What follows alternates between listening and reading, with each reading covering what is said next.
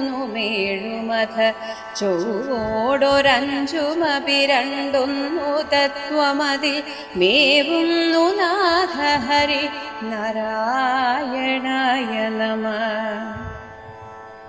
ഓതുന്നു ഗീതകളിതെല്ലാം അതെന്ന പൊരുൾ ഏതെന്നു കാൺമതിനു പോരാ മനോബലവും ഏതെങ്കിലും കിമപി കാരുണ്യമിന്നു തവ സാധിക്ക വേണ്ടു ഹരി നാരായണായ നമഃ.